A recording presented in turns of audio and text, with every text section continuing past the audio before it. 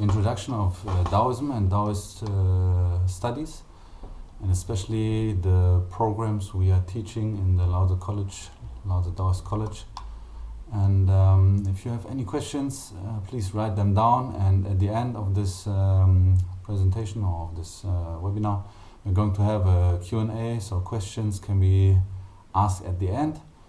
And I'm going to share a screen, and I hope that is working well.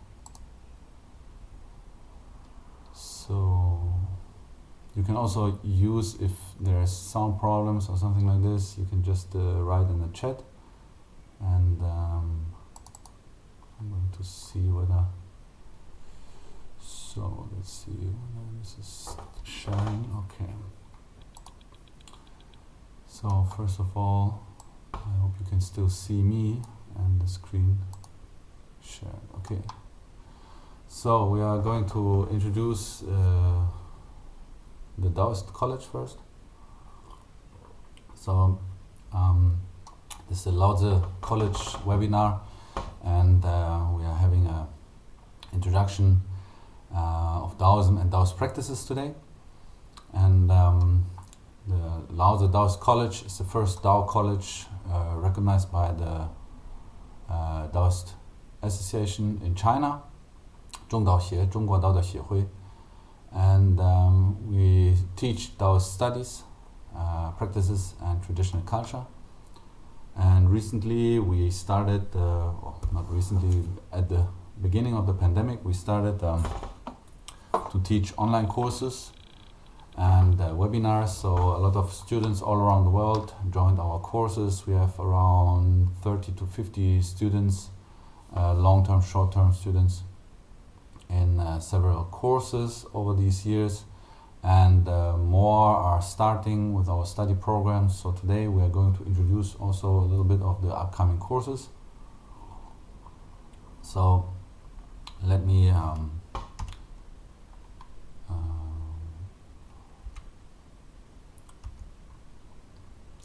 show the next one. So I introduce myself first. I'm Daoist Liu. Most of you probably saw something of me, otherwise how you get into this on the internet, on Facebook or other website. My Daoist title is Liu Cheng Yong. I'm the 24th generation inheritor of the Trenden Nomen Pai, and the 40th generation Trenden Gaogong is the high priest. So I received initiation as the 40th generation high priest and officially recognized in the community. So also beside the Trenden school, I also inherit the 31st generation of the Wudang Qingwei Pai. This is a Zhengyi lineage, and it's called the Zhengyi Sanshan Di Xue Shou Pai. It's also a branch of the Thunder school. Maybe some of you might know Zhang Shouqing is the patriarch, also resided at the Wudang Shan many years ago. And I'm also 16th generation master disciple of the Wudang Xuanwu Pai, and the president of the German Daoist Association, chairman of the German Wudang Daoist Association, and the headmaster of the Yuzhongguan Dao Temple and Lao Zi College. Besides that, there is also other things I do. I do consulting for several Daoist associations all around the world. We are producing, or I'm an author and a writer for our own publishing. The German Daoist Association publishes, over the past 3 years, we published over 15 books. And yesterday and the day before yesterday also published 2 books. And all is related to Daoist studies. So yesterday there is a publication of Daoist ritual music with notations. So it's a lot of work we are doing over the past years. During the pandemic, we focus more on the online and on the teaching of students. So I have several disciples here in Germany who are learning the Daoist ceremonies and also a lot of Daoist practices from myself, and first-hand transmission, and also the students in our online courses, they learn and practice at home. I hope they come here also to study at the local school, so we can have more students visit here and practice here for long term or short term. The master you see here on the photo is Ren Zhongquan. He's one of the 8 biggest or highest or most valued masters in China as a Gaogong. He's teaching for 30 to 40 years already, and he's one of the most respected Taoist masters in China, and I'm very fortunate that he accepted me as a disciple over 10 years ago. And since then I'm also learning or study the Taoist ceremonies, Taoist music. He's very famous for inherited a lot of the knowledge from the old masters. For example, the Shouyin, here you see a photo of him teaching me some Shouyin hand seals, and also Taoist music. So without him, there's a lot of Taoist music would not be available today, because he did many years of research and brought everything back to this original notation. The second master here on the middle photo you see is called Ke Wu Ming Dao Zhang. He is the master who taught me in Talisman. Is a very famous master from the Wudang Qingwei Pai lineage, and also teaching internal practices, Taoist medicine or spiritual medicine. I inherited a lot of knowledge from him, and I'm also very fortunate to have met him also almost 10 years ago. The third photo here is actually a photo of my Baishi, what I actually never shared before in the Wudang Xuanwu Pai. This is many years ago. I don't really remember what year this was, but I look very young in this photo, so it's probably also over 10 years. And this boy here, actually in the photo, he was like under 10, maybe 8 years in this photo, maybe 9. I recently, when I visit China, visit my Shifu in the Dadaguan, he was studying there, and he's already very grown up as a man already. And he probably coming to Germany to stay in the Yujianguan for some time. That's a very good story. I met him just recently. So this is actually my Shifu, is Zhou Li Can, is a Xuanwu, 15th generation of the Xuanwu master, and he inherited a lot of knowledge to me as well. So I want to share some of the photos and tell a little bit of some stories, maybe if you like to hear.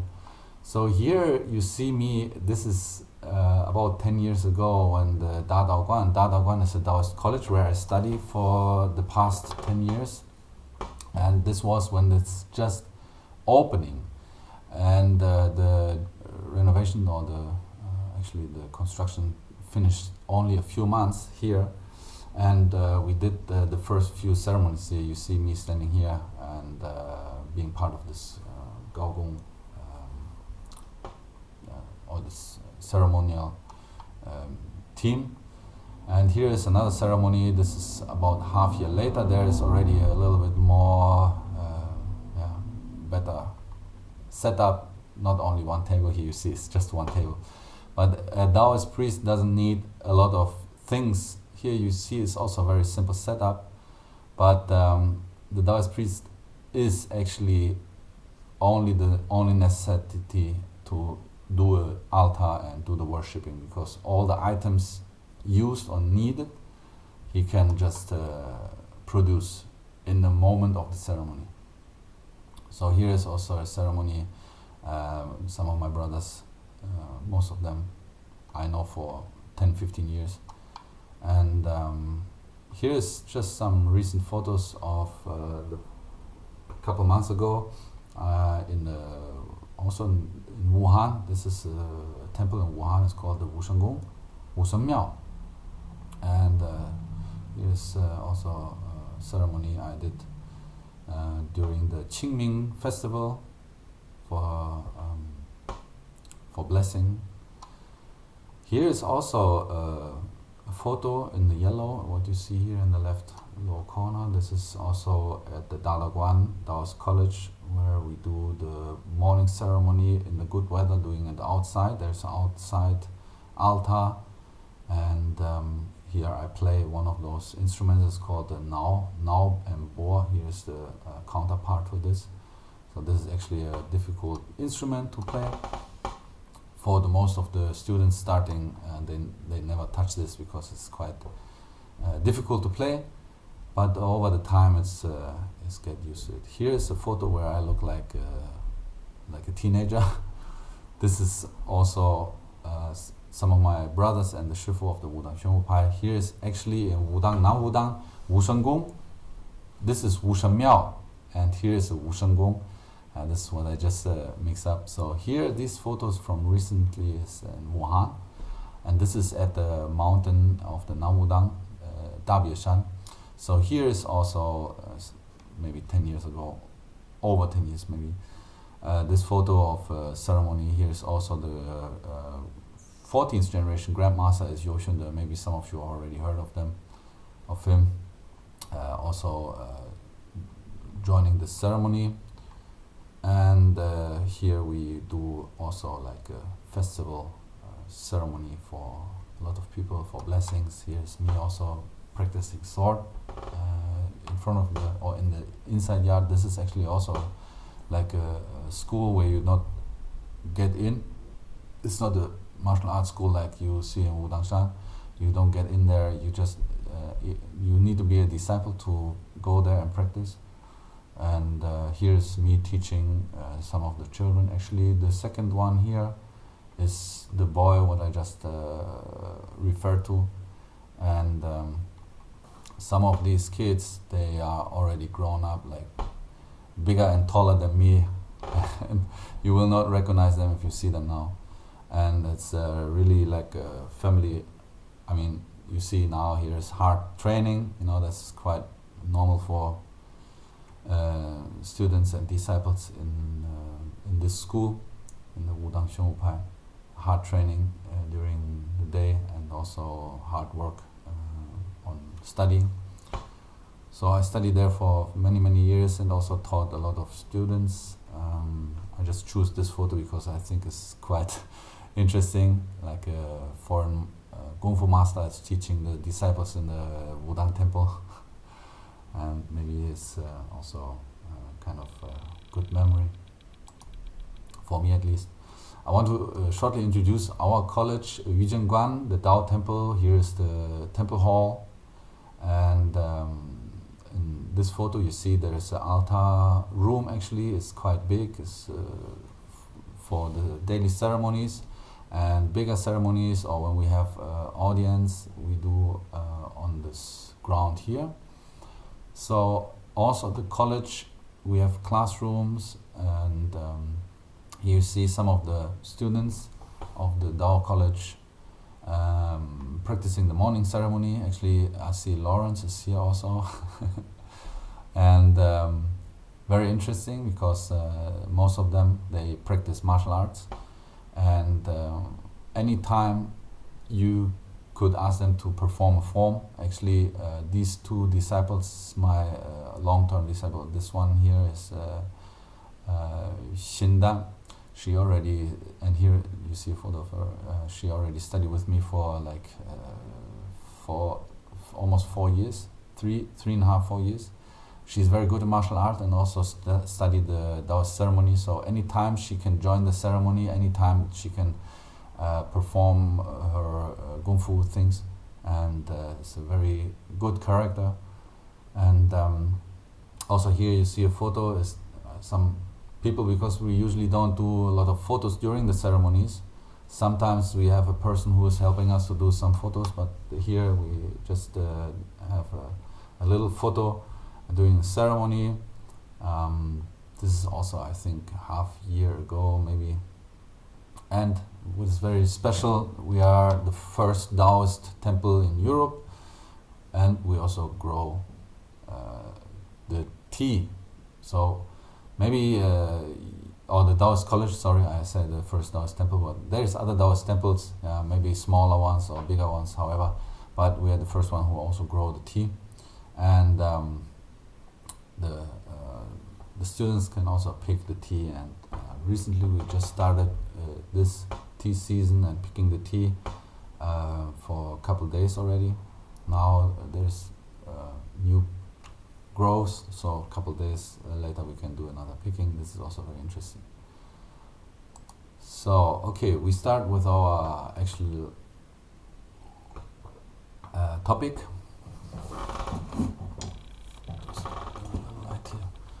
So what is Daoism is the major topic for today. So we have a lot of knowledge going around, and before we talk about the details, I would always recommend not to read articles on the internet, or not too much, but also read books.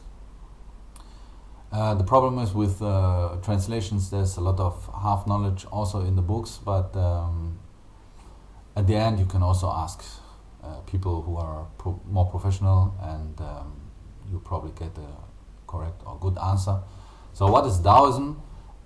In China, so where Daoism was created or developed, the religion and philosophy is not separated. So in the West we tend to separate the religion and the philosophy. So many people, they understand the philosophy, maybe the idea of religion is too low for them, so they don't want to get into this kind of things. But since ancient times, many generations before Lao Zi, I need to clear this up first of all, because recently there is a lot of comments and misunderstandings in the internet and our Facebook groups. So long time before Lao Zi even wrote the Tao Te Ching, there was this Daoist religion and Daoist philosophy created and developed over the years, and there was worshipping and ceremonies, ritual, music, and all these kind of things.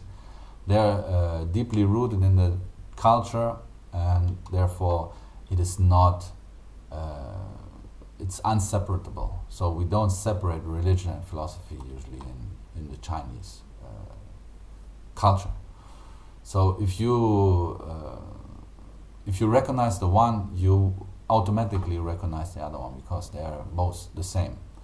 And without the philosophy, the religion is not it's not as deep or as sophisticated as it is, and the other way around.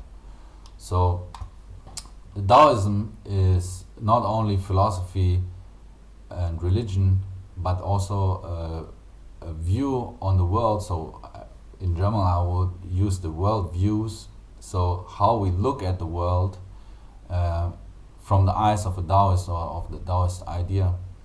It is a culture and a lifestyle. Lifestyle sounds a very modern word, but in the Daoist communities all around the world, they have a specific lifestyle, right? So they tend to have a specific thing going on. So this is the Daoist lifestyle, what we would call. If we go back to the first point here, what is Daoism? So in very early development, or very early time in Chinese history, where we have the Yellow Emperor, who created very important books, and those books are called the Huangdi Neijing or the Yin Fu Jing. These are the most known in the West, because they were translated.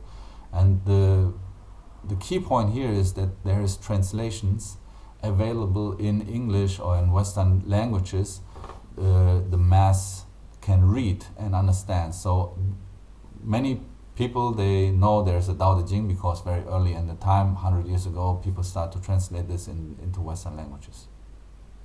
And Zhuangzi and Huangdi Neijing, because the Daoist medicine or the Chinese medicine.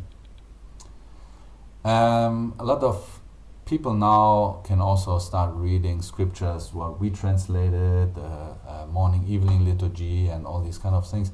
But it's getting slowly, so you need to understand that 100 years ago, not everybody know what is the Tao Te Ching, right? But nowadays, everybody probably 80% of the people, they heard of this book. And that's why in the West we know more of this philosophical idea of Taoism. Is only because the language barrier. So if everybody would read and speak Chinese in the West, everybody would understand. There is no difference between the religion and the philosophy. Maybe some people, they practice less the religion part, but they recognize it still, you know. And all the customs in Chinese for the New Year, the calendar, all these kind of things, they all rooted in the Daoist culture. So that's why we say it's the culture. And when we look at the beginning of the Daoist calendar, for example, the moment where the first, or the day where the calendar was created or developed, it's also done by ritual and worshipping. So, and this is much earlier than the Warring State time, or you know, the Three Kingdoms and so on. It's much earlier. It's the beginning of the Daoist calendar. Is over 4,700 years ago. So in that time there is this Huangdi, and he had an enemy. It's called the Chiyo, and they had a fight, a war. There were two tribe leaders, and they fought against each other, and there was bloodshedding, and a lot of people died. So at the end, the Huangdi, he wanted to help his people, and all the medicine didn't work. So he started to fasting and to worshipping, and then the legend is like this: that the 10 heavenly stamps, the 10 heavenly stamps and the 12 earth branches. These are characters, and they have a specific meaning. And in the Daoist idea, they are also spirits, right? Because everything in the Daoist idea, in the Daoist worldview, everything is a spirit. Everything has a soul. The trees, the water, the rivers, the animals, the stone, the mountain, everything has a soul. Everything has a spirit. The stars, especially the planets, because everything has a effect on the human being, on the human, and every being is connected. And now we do a big jump from the Huangdi, but this is how the legend is. The 10 heavenly stamps, and the 12 earthly branches, they descend to the earth, and the Huangdi placed them in a specific order. Then he was able to heal his people, or the people. This is the legend, and this is how the 10 heavenly stamps and 12 earthly branches, which are very important for the Daoist culture, everything is based on these things. They came to be. So going back to the sentence I just mentioned, what we believe in. A lot of books write the Taoists, they like the nature. They respect the nature. This is a very general way of saying it. So when we say the religion, the philosophy, everything is based on this. Yeah.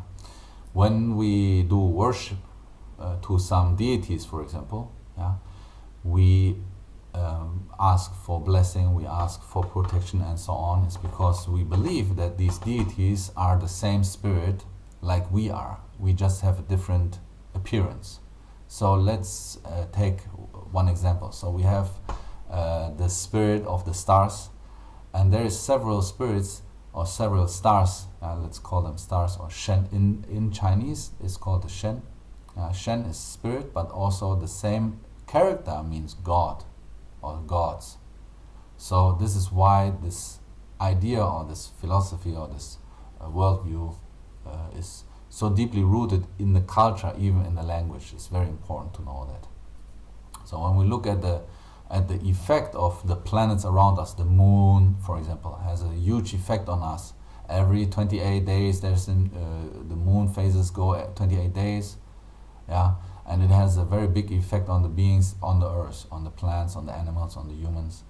And also the sun. Without the sun, we would not be able to grow crops, for example. Yeah, we need the energy. We are living with the moon and the sun every day. They have a big effect on us. So the Taoists believe that they have a spirit. Why is like this? Because we all come from this one thing. In Daoism, in the Dao De Jing also, right, it's Dao Sheng Yi, Sheng Er, Sheng San, San Sheng Wang Wu. The Dao give birth to the one give birth to the two give birth to the three, and the three give birth to the myriad things. So if we look at from the modern perspective, we see, okay, there is a thing what created the universe. Yeah, maybe we call this the Big Bang, is the one, yeah, from the one point. But what created this one point is the Tao. We cannot know because we cannot look behind that, right? So we believe that the Tao is the creator of everything, but it doesn't interfere with us. So it's different than other religions. We don't say like, oh, please Tao, help me to do this. The Tao doesn't make a difference between good and bad. That's why in the 8th chapter of the Tao Te Ching, it says the water is the highest good in the world. It means actually that the water is the closest thing to Tao, because it doesn't make a difference between the good and the bad people, or the good being and bad being, the yin and yang, because it feeds both the saint and the devil, or the evil. Yeah, it feeds all the things. So if we understand this idea, yeah, there is this dual system we live in, and we always make a difference between day and night, right? So inhale, exhale, all this is yin yang. But the Tao accepts both as one. So there is this circle symbol which is called the Wuji. Wuji is the stage before the Taiji. Taiji is actually the two yin yang, where it's already separate. So Wuji means the original chaos, or Hunyuan. Hunyuan Yi Qi is the breath or the ether or etheric soul of the original chaos. So when we look at this, we are part of this myriad things. So when we are coming from all the things the same root, then it's easier to understand that the tree has the same spirit, or is the same part of this origin as we are. So that's why Taoists, they give these spirits a face, a human face, a human appearance. Yeah, they do a statue or a painting of this deity, of the mountains or of the sea or whatever deity. They give them a human appearance because to make this connection, to give them the same face or the same appearance we have, and understand that there is a connection between these. So there's deities in the Taoist religion. There is also immortals. Immortals we call people who are enlightened or who realize the Tao. Today we don't want to talk too much about how to realize Tao, but to understand more of this root or the idea of Taoism, we want to introduce Taoism today to everyone. So in this life, in this universe, period of this universe, there is people,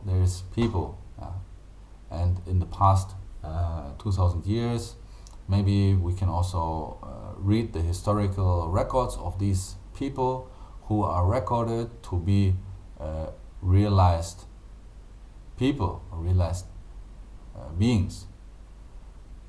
They are not a god who already lived through all these circles of universes opening, birth and death of these circles, but they are actually realized practitioners who are probably cultivated for many years and then realized Tao. Therefore they became immortal. Most of the immortals we know nowadays are spiritual immortals, so there is practices they can everybody can learn. Everybody, through hard practice, they can do it. Everyone can do that. Can make their spirit immortal, so the spirit can appear anywhere they want. And some practitioners are even known that they can make them appear to human beings, to normal people. So they are like materialized there. These spirits or ghosts, or however you want to call these spirits, realized people, realized souls, they mostly can appear or can be seen by people who already opened the third eye. Some people, they are born with this gift. Some people, they need to practice, and most of the people don't know how to practice and cultivate that. So this is also a little bit background idea of why there is gods and immortals, and why we give them a human face. It's very simple, because we want to make a connection with them. We want to see that we are actually coming from the same root. So the deity of the earth, deity of the mountain, deity of the sea, they are all spirits. And because we respect the nature, we respect these spirits, we respect the Shen, the gods, or Shen, the souls, we worship them and we thank them. We thank them on the special occasions. This is not far away from the philosophy of Daoist philosophers, because the idea of respect and virtue is deeply rooted also in the Daoist philosophy. So to say one more sentence about this, the culture, Daoist culture in China, there's more people, or many people, they more is the wrong word. There's many people, they practice more of the philosophy. They read probably books, or being more like a scholar. Also in the West, basically, there's much more people who practice Daoism as a scholar. But there's many million Daoist practitioners. They are priests, they are nuns, they are monks, they are Daoist practitioners who do ceremonies, rituals, and also Daoist practices where you use spiritual techniques, doing talisman and spiritual healing and so on. So there's basically multiple roots of the Daoism or Daoist religion, what we see today, or the philosophy we see today. There is also the culture, the development from ancient times, from over 4,000 or 5,000 years ago. The people from 5,000 years ago, they don't have astronomical tools to see where we go. Of course, this is all developed during the time of studying the world, studying the nature, looking at the stars, and finding practice and cultivate whatever they needed to do to survive, to build a culture.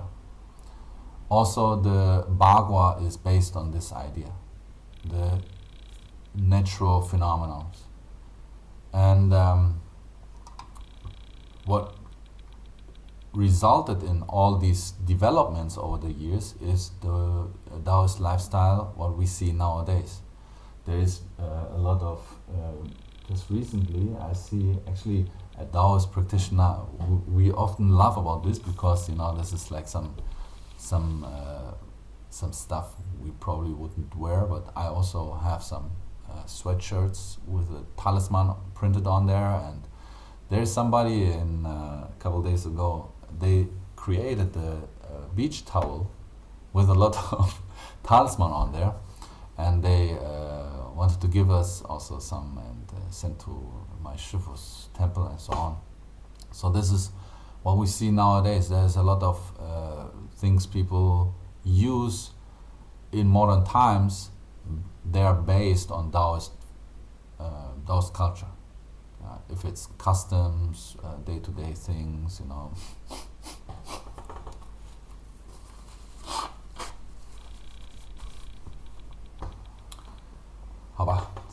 let's have a look what we what I also prepare. So what we have is here we can see, I think you can also see that, is the 5 arts in Daoism. It's called the Wushu, the 5 arts. We have mountain or shan, medicine, yi, divination is called the bu, and physical inspection is called the xiang, and the destiny is called the ming. So all the Daoist practices are divided or can be separated or can be divided into all these 5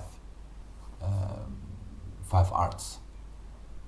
So medicine is easy to understand, right? So this is why we start with the medicine. The art of medicine refers to the study and practice of traditional Chinese medicine, which is actually traditional Chinese medicine is rooted in Daoist medicine. And nowadays a lot of people, they don't know this spiritual medicine part, so they only use like physical inspection or physical techniques, you know, to use the acupuncture, Daoist medicine, the tuina, the herbal medicine, and so on. But actually there is in this traditional Chinese medicine, that's why I like to call it actually modern Chinese medicine, because all these traditional parts, the important spiritual, or the important part is missing, or one part is missing, is the spiritual medicine. Because it's very simple. A spiritual or a mental disease cannot be treated with physical medicine. It needs to be treated with spiritual medicine. So spiritual methods. It's very simple. So the yi, or this part of the 5 arts, this art, yi, medicine, is focusing on health, yang sheng, and the method of curing illness and diseases and physical diagnosis. But actually what we have missing here and is the spiritual medicine. So Daoist medics, they not only use the physical medicine but also spiritual medicine. For example, spiritual energy or energy transmission, and also ceremonies and rituals to help these sick people. There is ceremonies or rituals where you use talisman, for example, where you use symbols or rituals where you find back the soul of the people, expel from the evil. There is a lot of apiao. Apiao is like kind of evil, can be sitting in everyone if they let them in. So very good practitioner, or very good Daoist medic, they know both the spiritual and the physical medicine. So, and because this is the easy part to understand, is a medicine, right? So we started with this. So we go back to the first one, mountain and shan. Shan means mountain, actually. You can understand that on the mountain there is the Daoists, they practice several things, and this is why it's called shan. The art of mountain refers to the practices that strengthen the body and the mind through various methods such as diet, meditation, and here I also put something, let's say martial arts first, so this is actually to strengthen the body and make it strong, yang sheng.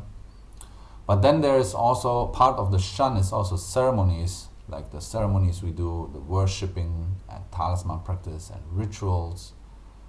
And because a lot of people, they don't know too much about these parts, today I want to introduce a little bit more of these 3 things, the ceremonies, talisman, and also the rituals, and also internal arts. We'll come to this in a moment. And the shan, or the mountain method, or the mountain art, the shan, shanshu, They include talisman practice. Why? Because they learn this in the temples. Maybe this is also how you can remember this. Why it's a part of the Shan or the mountain art. And the worshipping is also, or worship and ceremonies, they are very important. Scripture practices, for example, we practice scriptures and do the worshipping on a daily basis, and rituals to cultivate the body and the mind. So when I do internal art or internal rituals, like let's say an incantation, incantations are like magical formulas. I practice and recite internally the incantation and do the ritual every day. This strengthens my body. This gives me, like you would practice Qigong, right? Qigong is also a method of the 5 arts. But just reciting the scriptures or reciting incantation and practice on a daily basis, this is the same like a Qigong. You cultivate energy, you cultivate Qi, Shen Qi, the divine energy.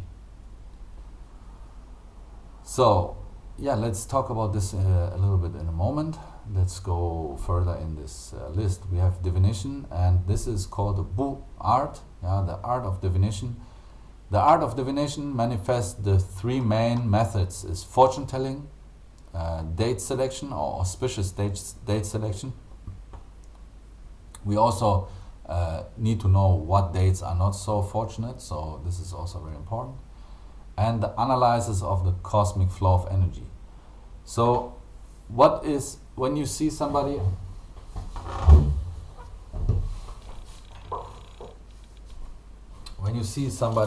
do this on the gua, it's called the gua, doing this this kind of ritual, there is some stick flying out, and there is a hexagram on there. This is a 64 hexagram, it's a Zhou Yi Gua. So the 61 hexagram is from the book of I Ching. The I Ching is actually one of the major books to study when you want to study the divination. And this is, a very complex topic, so I don't want to talk too much today about this, otherwise we are only talking about divination. There is some courses I teach also about this, and also teach how to practice this, or I Ching. About the courses we can talk also in a moment. So there is also something what we call the Liu Yao, and this is not so well known in the West. This probably many people already saw, this kind of sticks flying out when you do the worshipping. But then there is something what we call Liu Yao. We use 3 coins for this, and Liu Yao means 6 shakes. So there is actually, in ancient times, they use, or nowadays they still use, they use a real turtle shell where the turtle already died, and the shell is empty, and they place these 3 coins inside there and shake it, and then now one falling down, of course, here, and then you have like 3 coins here. They give you a specific reading. This is also part of the divination. This is called the Liu Yao, or the 6 shakings. And from this reading you can see you do it 6 times. Why? Because the hexagram has 6 lines, and therefore you can see which line, every shake, every time you throw this 3 coins, there is a specific reading you can read in there, which tells us what kind of line this is, or if the line can be changed, and so on. So this is a very general introduction of this. There is much more to know about that, but it's maybe not so well known in the West. It's called the Liu Yao, and this is also part of the divination. because we ask also the deities or the nature or the spirits to give us a direction, and only after very good study of the book of I Ching you will be able to understand and also can read these Gua. The next is the physical inspection. It's called the Xiang or Mian Xiang. Mian Xiang is the face inspection. There is also Shen Xiang, Shou Xiang, 舌头, 眼睛, and so on, the eyes and the tongue, the hand. The study of physical appearance refers to the study of the physical form and physical inspection of an individual. What does this mean is there is, through study of the people, through study and generations of masters study and writing down all these details, you can read in somebody's face, the shape, how the bones are, how the shape of the face is, how high the forehead is, and so on. You can see the specific characteristics and so much more on this. I'm not an expert on this, I have to say. I learned a little bit many years ago. Also the hand reading. You can see in the details of the face whether this person is going to marry or when it's going to marry, and if they are getting rich, and when they get disease and what disease, and all this type of knowledge. In the hand, this is, like I said, I'm not an expert in this. There is also reading. I can tell you a few things, but very good reading if there is a cross, and if it's crossing in the palm, then you have a connection to religious practices or spiritual practices. So everybody of you can also look in your hand if there is a cross or X shape, and the deeper it is, the deeper your connection is to the spiritual practice. So this is called the shizi. It's a cross, or the 10. 10 is like a cross in the Chinese characters. So in the xiang or mian xiang is looking at the face, or shou xiang, or the appearance of the body. A lot of masters, they can read the whole life and the future life. So there's another kind of part, or another role of this we use in the diagnosis of the medicine. Right? We look at the tongue or the appearance or the look of the eye, and the appearance of the whole body. So this is also very important to know that there's interconnecting parts in these 5 arts. Right? Like I just said, in the Daoist medicine, we use spiritual medicine. They are based on talisman, which is part of the shan or the mountain art.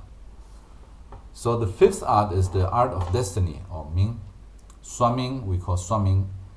And this art of destiny refers to the study of the fate calculation, like Bazi or Qimendunjia, and there's a lot of other forms. Bazi is probably most known to the West. It's called the 8 characters. The 8 characters, this is like the Chinese birth horoscope, and from the birth year, the month, the day, and the birth time, we have 8 or 4 pillars with each 2 characters. So 2 characters, and this is called the 8 characters, Bazi. And through these 8 characters, we can read the past and the future. Actually, this is where I also have more experience, and some of my students, they also start learning Bazi, and I can read people's life in and out basically only on these characters. So I can also read what is your home look like. I can read whether there is surroundings, what surroundings there is, because the Bazi, if you are a human being and you want to live in a very harmonious life, in a very harmonious environment, this is a very natural thing. So you always strive to the harmony. Every being, actually. So we want to have a harmonious environment to live in.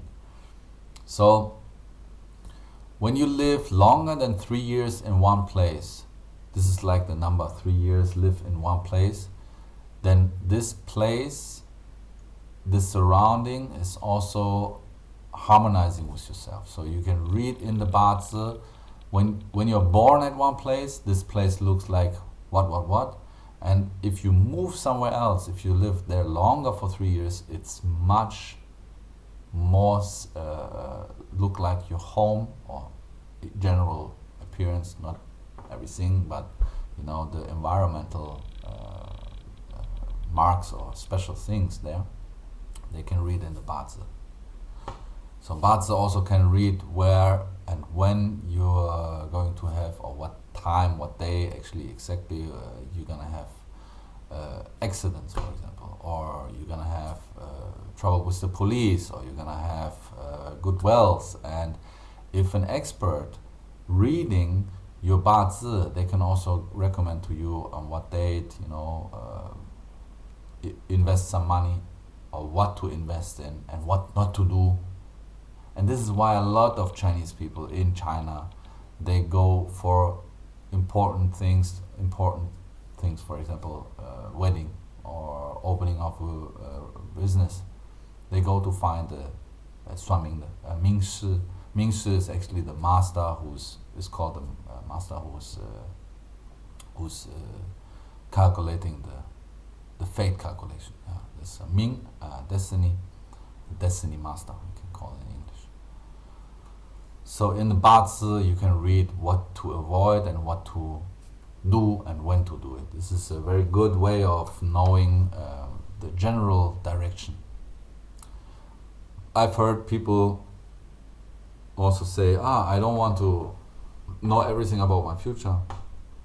I like the risk, and I like to see my life as a video game. So if I know the game in and out, then it's boring to play. Yeah, okay, this is one way to see and look at it.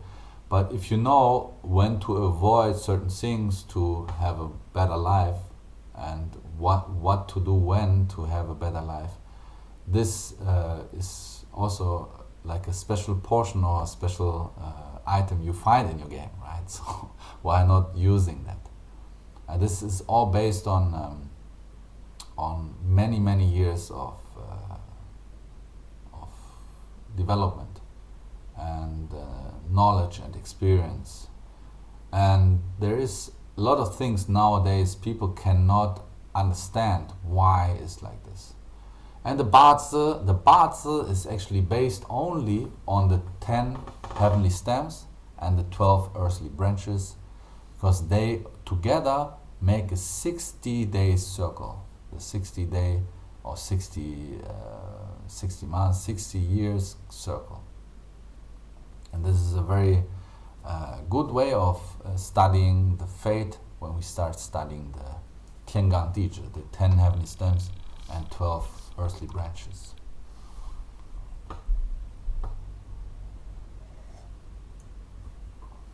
Okay. I probably could talk much more about each of these, and I should talk more about the mountain and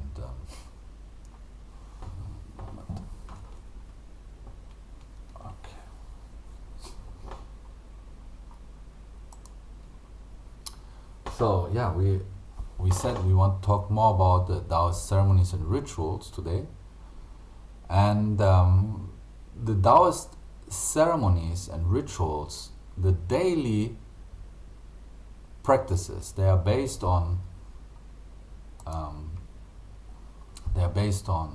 our morning and evening liturgy, the noon ceremonies, or morning and evening ceremony, the noon ceremonies, and the Bai Dao ceremony is also called the Yue Ke, because it's monthly. I will go into details about this in a moment. And the Gao Gong ceremonies. So, morning and evening liturgy, and some of you already started studying with me. We have daily morning and evening liturgy, like this one, 早晚功课经. And here, this scripture is actually also include the English translation. This one here, and we just 2 days ago I published the second edition with corrections and all these kind of things. And this one also include the Chinese and pinyin, so we can use the original language, because some of the practices like incantations, they have the most benefit when they are used in the original language, because the sounds is the keys. And when we go back to all the beginning, what is Daoism and what is Daoist practice?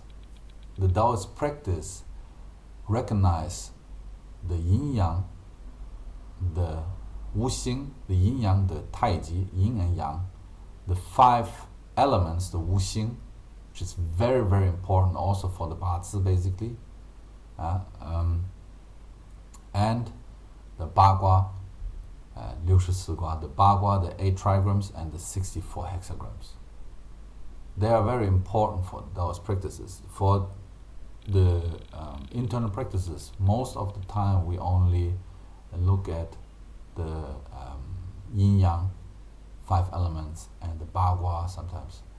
And just I mentioned, it's also the 10 heavenly stems and the 12 earthly branches. So all these, only that's simple. This is like the theory we need to understand when we want to practice the Daoist methods.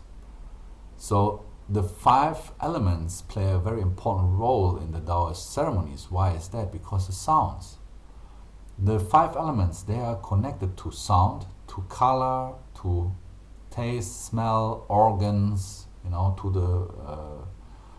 the planets surrounding us, to the nature.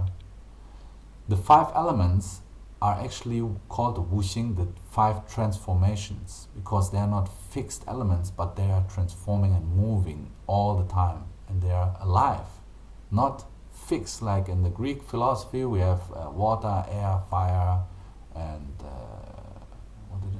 water, air, fire, and whatnot. Earth, right? Is it Earth? Probably it's Earth. And in Chinese philosophy or in the Daoist culture, we use also the seasons are also connected to the 5 elements. Is the wood,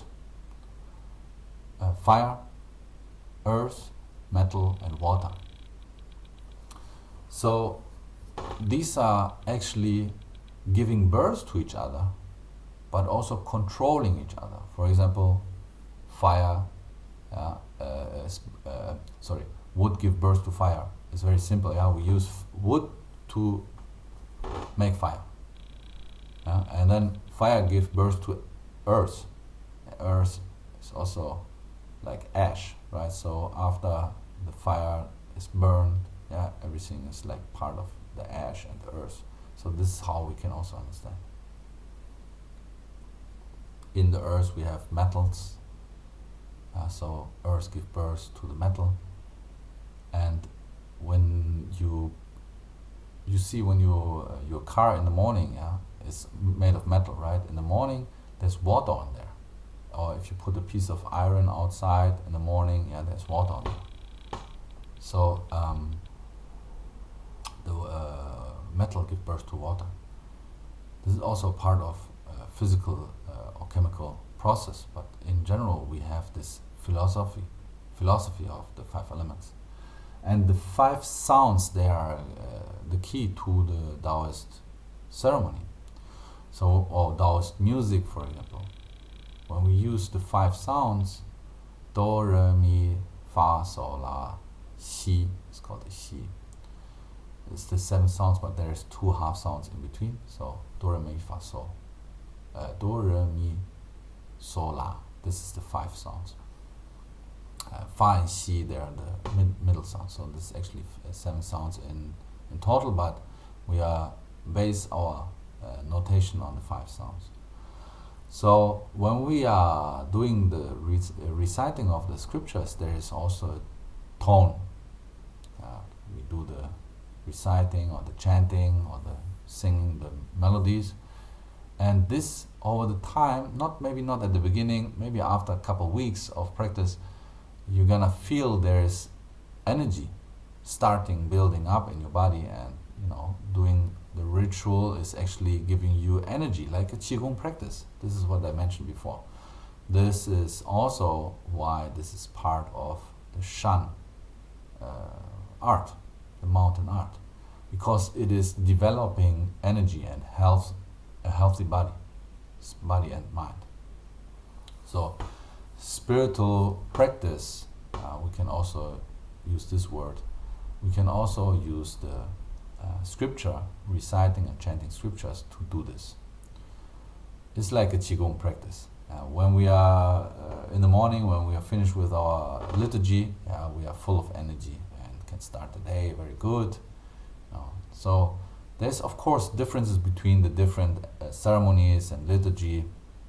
I will mention, or I will introduce this in a moment. But basically the fundamental idea of reciting scriptures is, first of all, to practice Dao. A Daoist honors the three treasures, which is Dao, Jing, and Shi. Dao as the Dao, all of the creation, the creator of all beings, the root of all things. Then Jing, the scriptures, is because the Dao is within the scriptures, and Shi, the master who is teaching us the scriptures, transmitting us the Dao. So we are very Daoist honors these three treasures very much. So every day in the morning liturgy, in the morning ceremony, we do a ritual and bow in front of these three treasures. It's called the Sangui, taking the three refuges. Taking refuge in the three treasures, or what we call the Sambao, is the first step to become a Daoist. How to do this? A Gui ritual is taking refuge into a specific thing. We can do here in the Daoist temple. A lot of Dao friends also did this long distance. You just need basically your name, and also there's a Gui Zheng. I don't have it right now beside me, but here's one. But this is from Wudang Shan. This is actually my Gui Yizheng from Wudang Mountains many years ago. Gui Yi is taking refuge into this tradition, and this is how we start our Daoist journey or Daoist practices.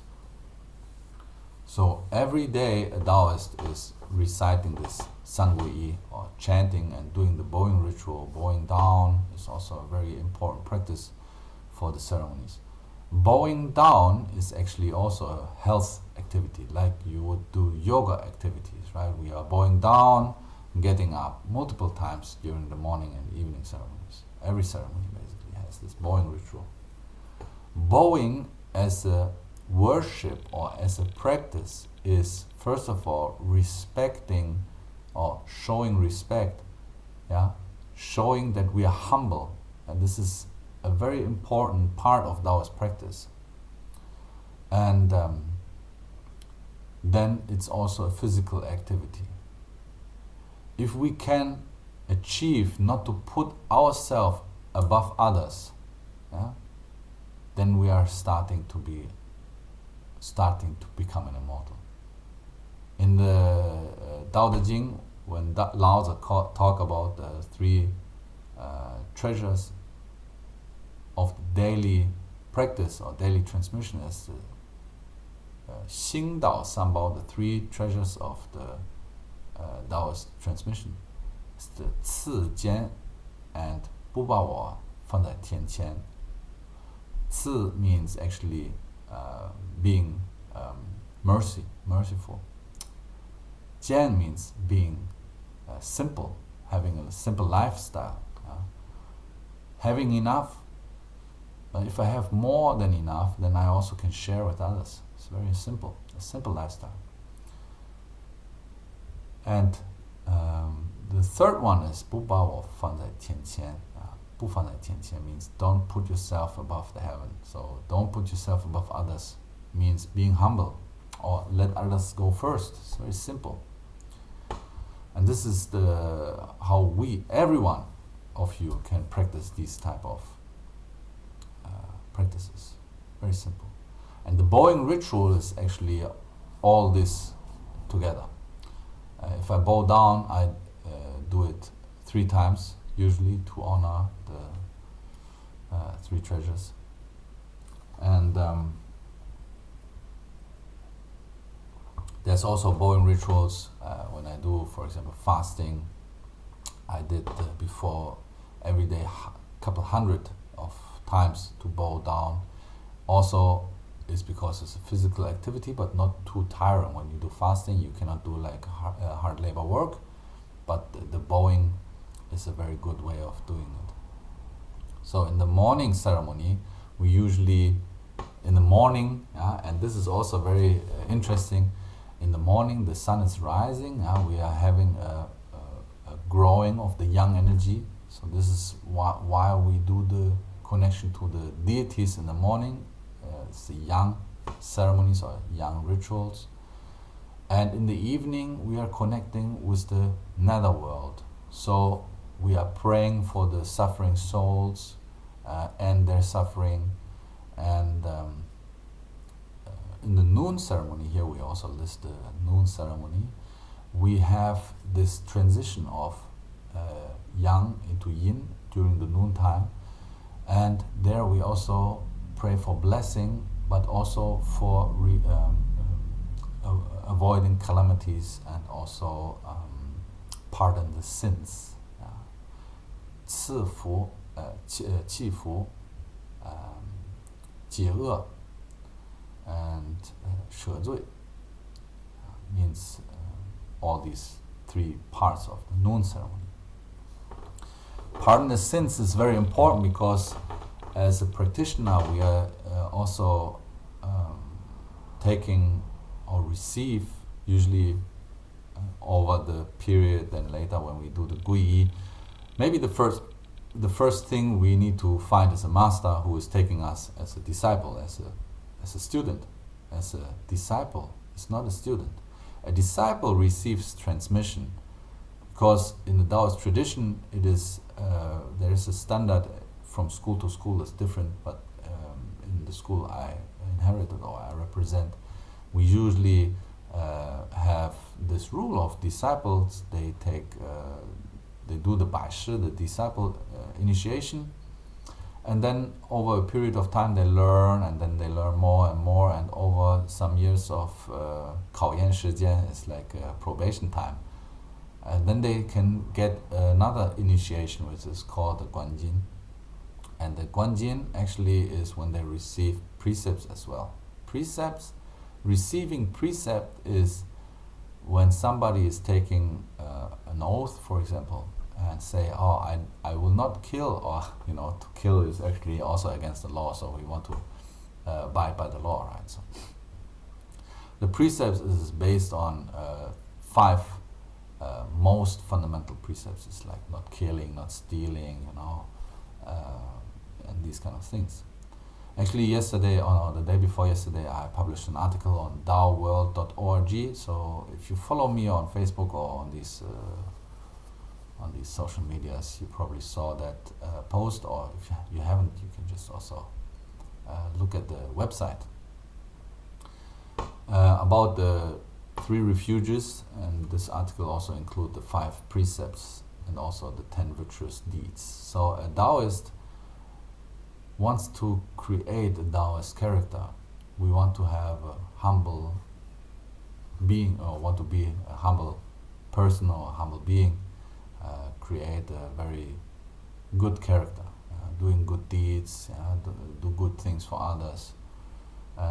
Don't ask anything in return if we help somebody. This is all things a Daoist would do, and these kind of things we learn from the scriptures. That's why the scripture practice, or the ceremonies, we call ceremonies because there's a whole ceremony going on when we also which also includes reciting the scriptures.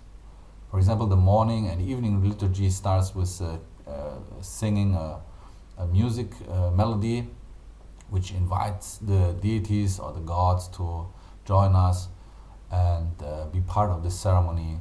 And then we start incantations to protect this area, to practice and cultivate every day.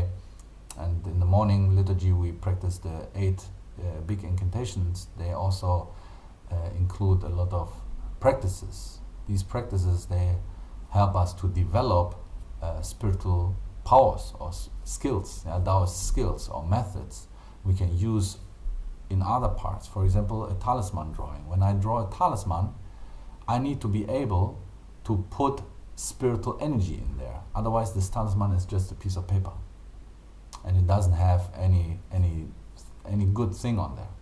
I need to invite the spirit into this talisman symbol and empower this talisman so it has the benefit it's supposed to have. So the person who carries it is protected by this deity, is protected by the spiritual energy.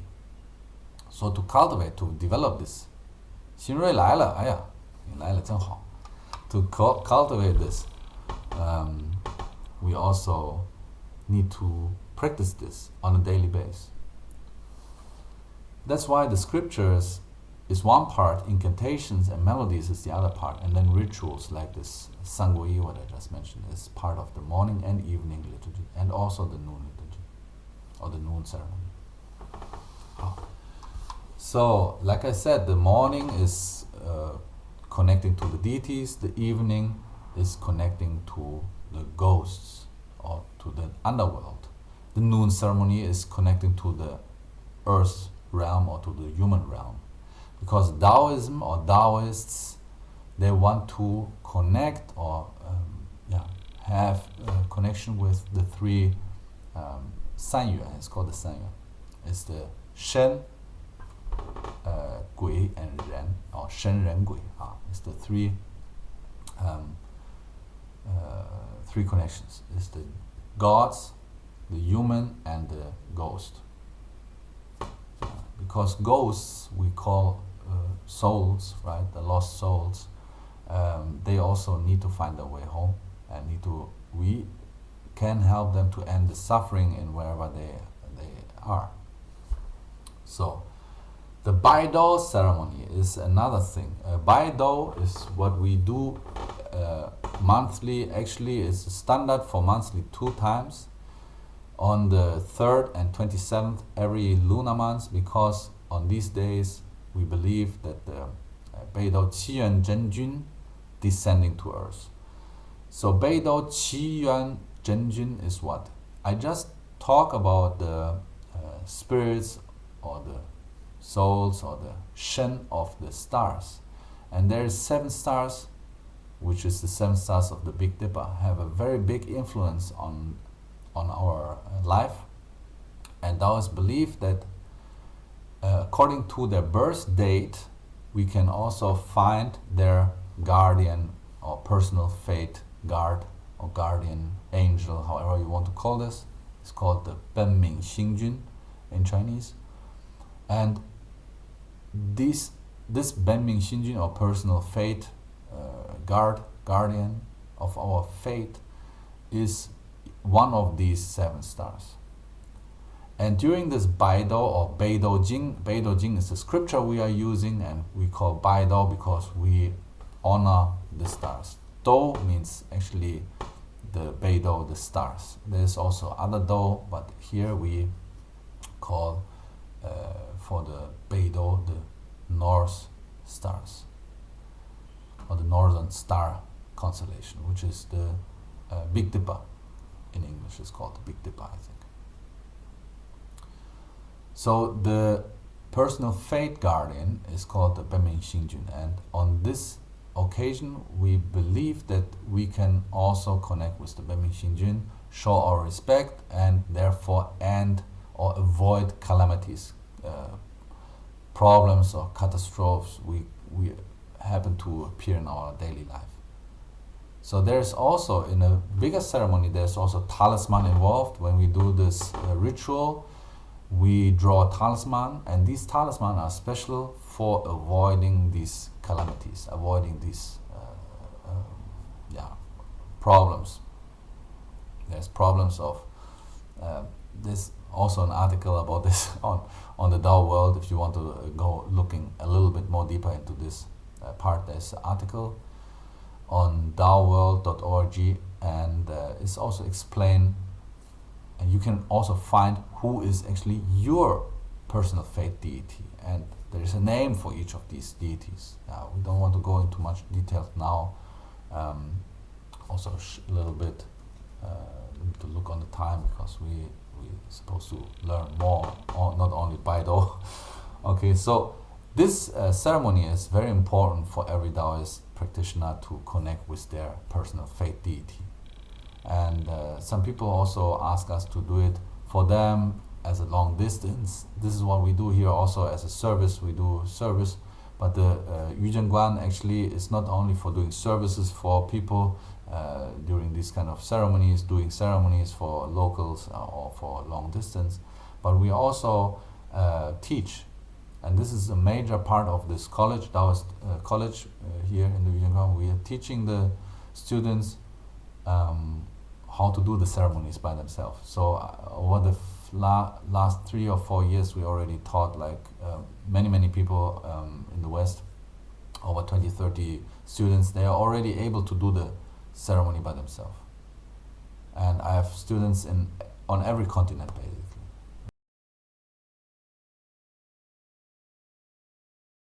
Everyone in the world is able to do this, and in the West, not many people know this kind of ceremonies or practices. In our program, we have 4 semester basic ceremonies, and this is the morning, evening, and noon ceremony. Then we also have a master class. Actually, later I'm going to show a little bit. The master class include the Gaogong ceremonies. Gaogong ceremonies is different than the morning and evening ceremonies or daily ceremonies.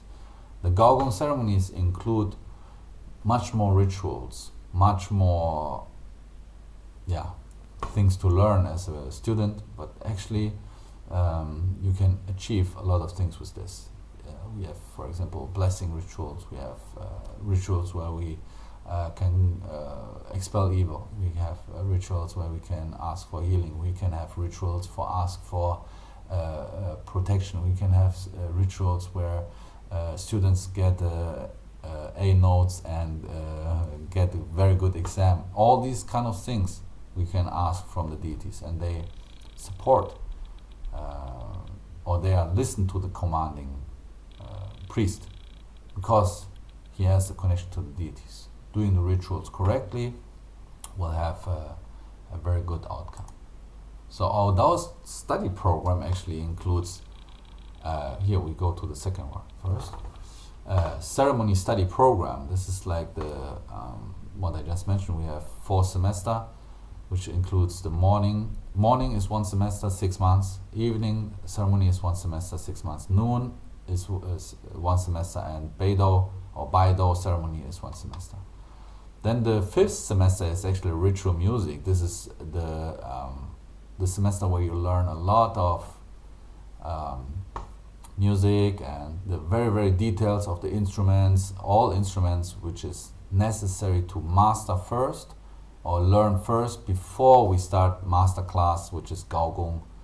Because a good Gaogong, a good priest, needs to know the music, needs to know all the melodies, needs to know all the scriptures before we start with all the rituals and all this high priest teachings and studies. We need to learn all the most basic and fundamental. And we start from the beginning. Actually, there are some students, they not start with the morning class, but they start with the evening class or Beido Jing. This is also no problem. But you cannot start with the ritual music, because everything you learn here is based on these 4 semesters. So this is a very structured study plan. So the Gaogong or master class is actually what we developed, and sorry, in between we also have exams. So everyone who passed the exam also gets certification. So besides the ceremony study program, we do have a Daoist study group which is weekly and is an open group. So this is, you can join or leave anytime.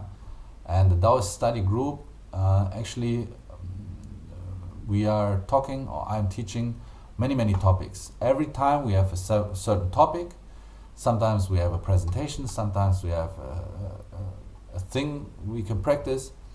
But basically, it's an open group where we have the opportunity or option to talk about topics you also want to choose or the students choose.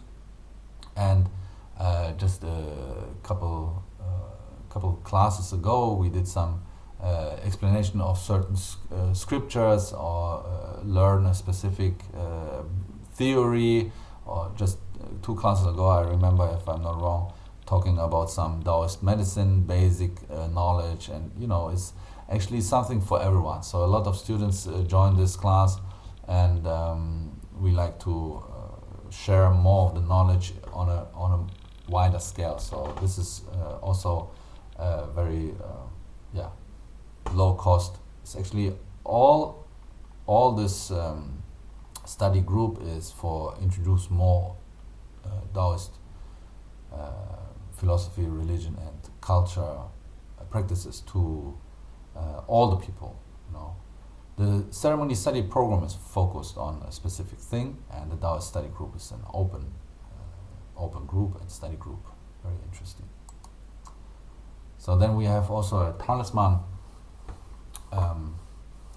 course, which is now webinar based, and we have also video programs for each of our courses. We also have video programs, basically teaching all the details with explanations and study material. Basically, I want to show to you some of the study materials. Besides these kind of scriptures, this is original text to place at home. If you are able to read this, you can also use that. We have in our study material actually like books like this, which is the scriptures. This is the morning, evening scriptures. This is the noon scripture, and this is the Daoism scripture. This is for the four scriptures we start with for the first 4 semester. And here is again the Chinese. I don't know if you see that, right? Chinese with pinyin. Pinyin is the translation of the words in Latin characters, but this also includes the English translation. So all the books, all the scriptures, all the courses include translations, so you understand what you're reading or what you're practicing. This is also very important. And these are the basic books. So we also have like Daoist music and internal cultivation. Some of the books, here is some scriptures, Dao De Jing. These are the major books. There's also a few more, but this is what I just prepared to show. So we prepared also a manual, which is for the Daoist talisman study, and in a couple days there's a talisman webinar for the fundamentals. So we're using study materials with all the details. Yeah, this is how we teach our students. So then the major practice book is this. We have for our students, we have the Liu Ping Xianjing. This is what we give away. Actually, there's a stack of already prepared books to send out. Recently, we made a post or made a public announcement. So we give away free scriptures. And if you have not reached out to me, and we are going to send you a free. Everything is free. The book and the shipping, we are already got this covered. It's because we are doing this every couple months, sending out scriptures to whoever want to receive a scripture. This is a practice book. This doesn't include the translation. But translations are also available on the Dao World blog, so daoworld.org is probably the place where you can find a lot of content, knowledge, and translations. And this is what the German Daoist Association and the Daoist College of the Wudang is working on, and some of my colleagues, they also help us to do this work. So we are actually giving away like 40 or 50 scriptures this time, so if you want to receive one, you can just reach out. And now there's a chat. All courses, yes, all courses are online. We have local courses as well. We have local courses, which is this year we start again after the pandemic. We have local courses. Before the pandemic, we have students come from all around the world, from Taiwan, from England, from America, from all countries in Europe. And the local courses in this year, they are also, in the moment I'm going to show you the course plan for the coming courses. Local courses also this year, we don't only do the morning and evening liturgy, but this is an intensive course, which is, the first is I think at the beginning of August.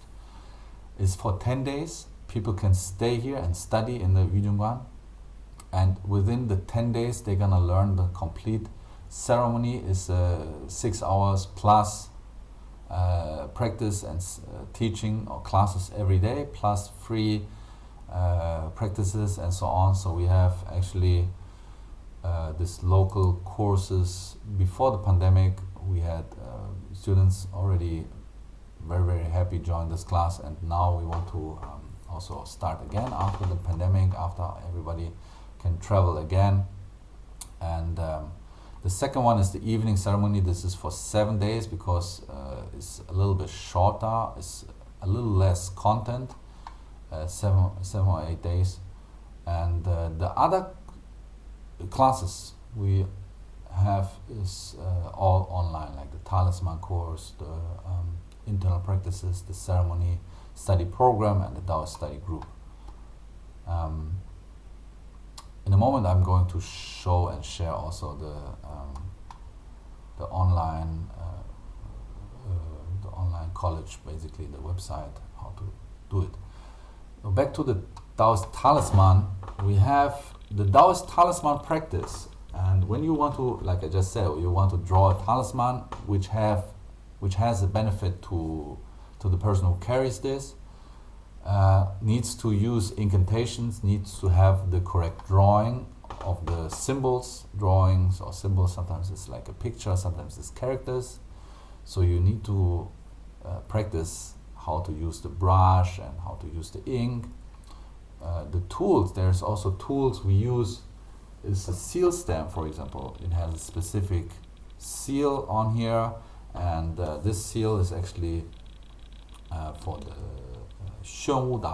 talisman. So we use only this seal for specific talisman. Then there's other seals. For example, this one here is also for a specific seal. Also then I'm just showing a few. This is a seal with 6 sides, and this is a little smaller one. It's made of copper. I just received recently from my master to use. But these are all tools, like a brush, like the ink. We use cinnabar ink or black ink to use for the tools. And the talisman study program is divided actually into 3 parts, but today I only want to introduce 2 parts, because the third one is also include rituals and what many people will refer as the Daoist magic, but we call this spiritual practice or spiritual rituals. So the talisman study program now is webinar based, because it takes only a few hours to teach, and the study materials also can receive video and so on, but it needs practice. So everybody needs, who wants to study and use the talisman, they need to practice a lot. So my talisman are working very, very well. So whatever I draw on a paper, it is useful. And just show you a few of this talisman I prepared for some students recently. They look like this, and these talisman are for protection and success. And these talisman, they are the person who's carrying this, they will have the benefit of this specific talisman. Some are for healing, some are for protection, and there is many talisman. They are also burned or carried on the body and so on. So we have the first is the fundamental program. When we talk about fundamentals, we always say we need to learn the most basic things. And in a moment, and if you stay with me, in a moment I'm going to show you and teach you a talisman, a symbol you can use for daily practice. And using it together with incantation will even be more beneficial. So in the fundamentals program, we learn how to use the incantation and the talisman symbol. Of course, there's much more included because you learn what tools we use. We need to understand there's a specific seal for every talisman. Some sets of talisman like we use in this is actually 3 volumes of study programs. This is what we do. So these 3 manuals or study practice, study manuals, study materials, they use one set of seal stamp. A seal, like you would understand in Western terms, seals something on that. So this seal stamp is finally sealing the spirit or the spiritual officer or the spirit, the deity on this paper. Talisman can also draw in water, can also draw in the air. There's many different things you can do with talisman. Some people, they also use talisman, draw with the tongue on the gum during a ritual. This is all more advanced techniques. So in the fundamental program, we need to learn, okay, what is the tools? The tools are brush, ink, paper, and seal stamp. And what are the things we do, or what is besides these hardware tools? What software we use is incantation and practice. We practice not only the incantation but also the connection with the deity. For example, there is a deity here in this talisman is Ru Yi Fu. Ru Yi Fu is used, a specific deity is called the Zhao Gongming. Zhao Gongming is the god of wealth, but he's the god of success also, right? So when we want to be successful with our work, or we can also worship Zhao Gongming Yuan Shuai. And we need to know what seal stamp we use. So like I said, in our program we only use one set of seal stamp. It's actually also very subtle, imprinted in here. Yeah, now you can see here, inside here, you see there's a little seal.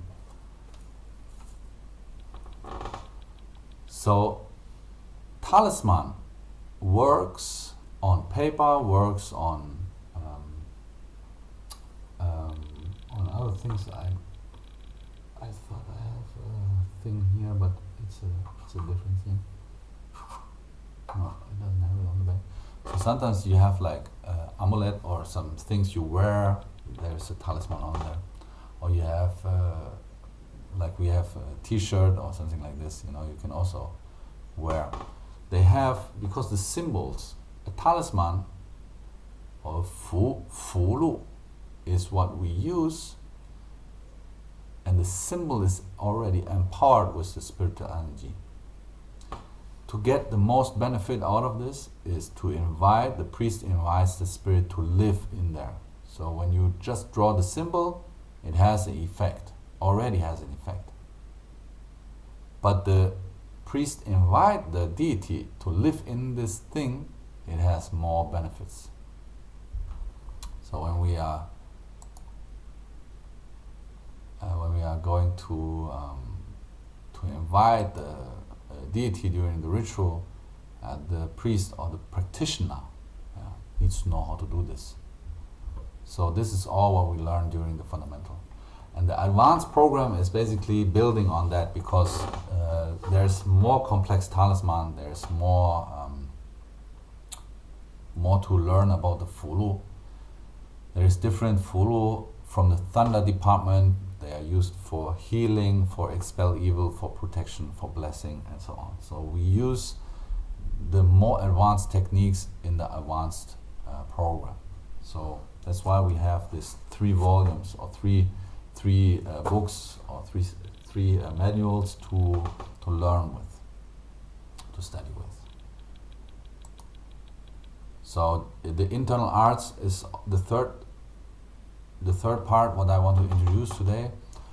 And most of you know the internal art as an internal martial art.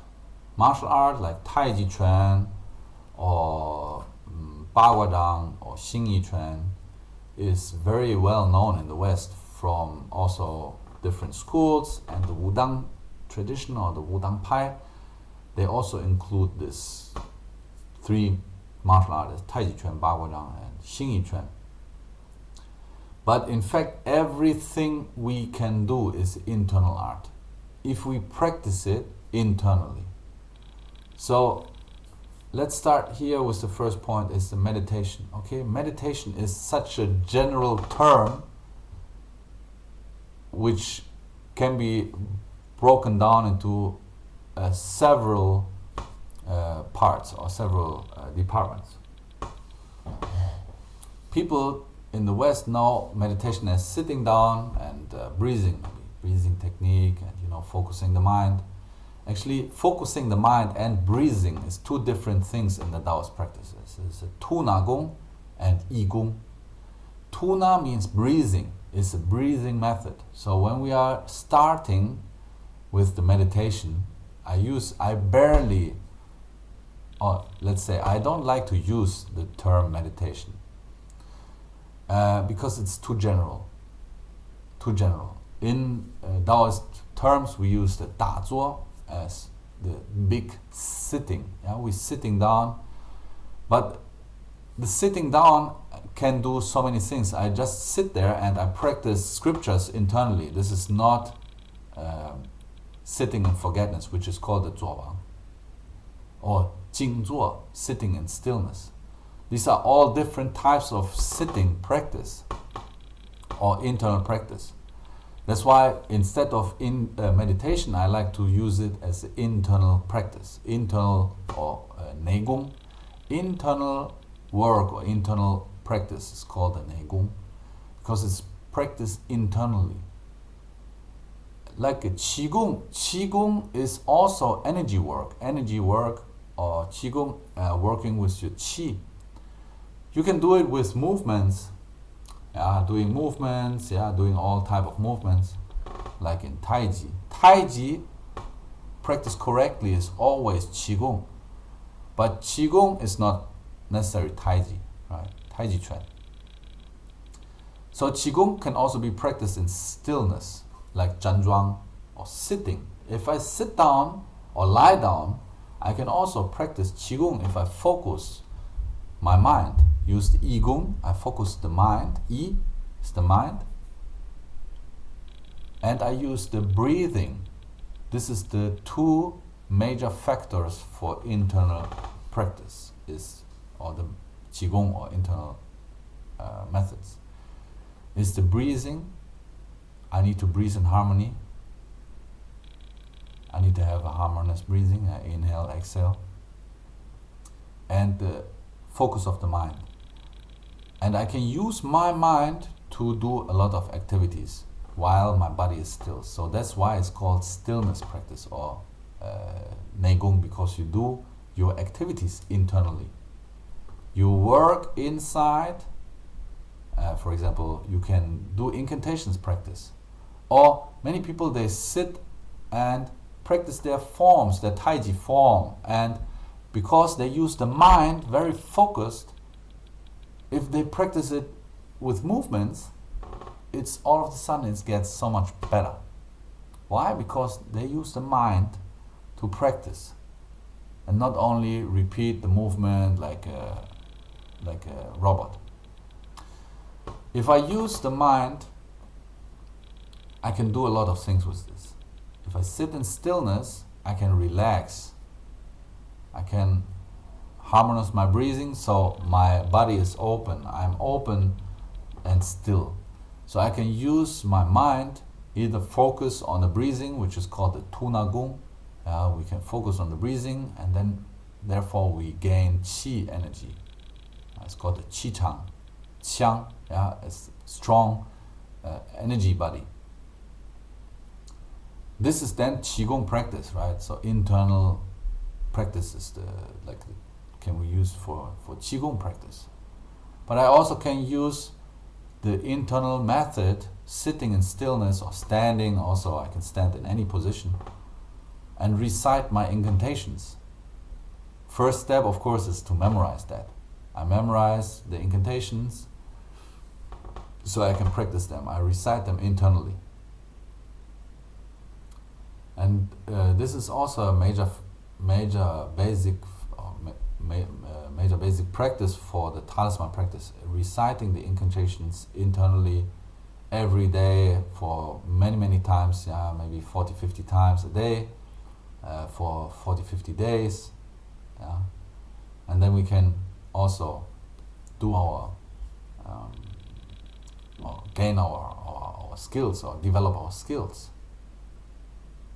Internal rituals is a different thing. We can use a complete method. We practice and just sitting there. From outside you cannot see what we do there. And today, like I just said, I want to teach you a thing you can use as a talisman, but also use in your internal practice, internal method. It's called the Jingguang Fa, or part of the Jingguang Fa. Jingguang Fa.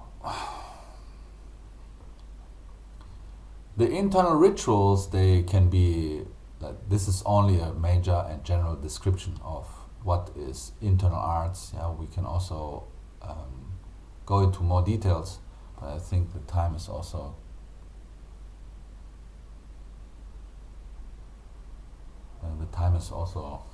limited for today, so we are going to focus a little bit on these parts, on these points. Internal martial arts, of course, we can also talk for the end of the day only from Taiji Chuan and what we can do with Taiji Chuan. But as a general introduction of Daoist practices, the internal rituals are maybe a little bit more interesting to you. So when we are sitting down, and now maybe you need to make notes. Okay, so I'm teaching now something. If we are sitting down, we just need to relax first, and either we sit on the chair or sit on the floor. The most important thing is you need to sit very comfortable. You see, some people, they force themselves to sit in lotus, or sit half lotus, or sit however straight, and this and that. Or standing method is the same. It takes a while to sit very relaxed in the lotus position, or stand like a Huyan Zhuang, standing this position, Zhan Zhuang. It takes time to practice this, and this is what we call Xia Gongfu. It needs to practice and eat some bitterness. So over the time it gets better, and we can benefit from this odd kind of position. At first it's odd, it feels not comfortable, but the trick is, if you want to, from the first time, to get the most benefit out of your practice, you sit, stand, or lie down, so you are most comfortably. Most comfortable. If you feel more comfortable leaning against the wall, it's okay, you know. The only problem you're gonna have is if you're too comfortable and you cannot focus your mind, you're gonna fall asleep. It's very simple. So falling asleep is not the correct practice. So if you fall asleep, you try it the next time, try it again, not to fall asleep. So we are focusing on our breathing. This is the major basic, and it's called the Suo Xin Yuan, locking the monkey in the heart. And if we lock the monkey in the heart, means the mind is the monkey, cannot focus, jump from here to there all the time, cannot focus on one thing for longer than a moment. And we use our Igong, our mind, to focus on one thing and one thing only, which is the breathing, inhale, exhale. And we count our breath. How often we count it? We say the first number is 50. So when you sit down and relax, prepare very well, or you sit on the chair or you stand, it's all up to you. You need to be very comfortable. Relax. Only when the body is relaxed, the qi can flow freely. If I tense up like this, the qi cannot go up, and it's just not comfortable. It's hurt. Letting go of all the tensions. Fang song, letting go. So this is the first step for the internal art, internal practice. We need to relax, we let go, and we harmonize our breathing. The mind, focus on the breathing. We inhale, follow the air through the lung, through the throat, through the lungs, filling up the lungs, filling up all the lungs. And we imagine it goes down to the belly button, to the qi hai, or what many people refer as the dantian. Actually, dantian needs to be built. It's not just there. We need to build the dantian to work with it. But we call this dantian to make it simple now. And then we follow it back. We hold for a moment the breath, and then we follow it back. The slower we breathe, the better. So you can count to 50, and if you miscount, you start from 0 again. And if you only have the slightest doubt, you start from 0 again. So we don't breathe, and this is the major tip I give you, we don't breathe like very fast.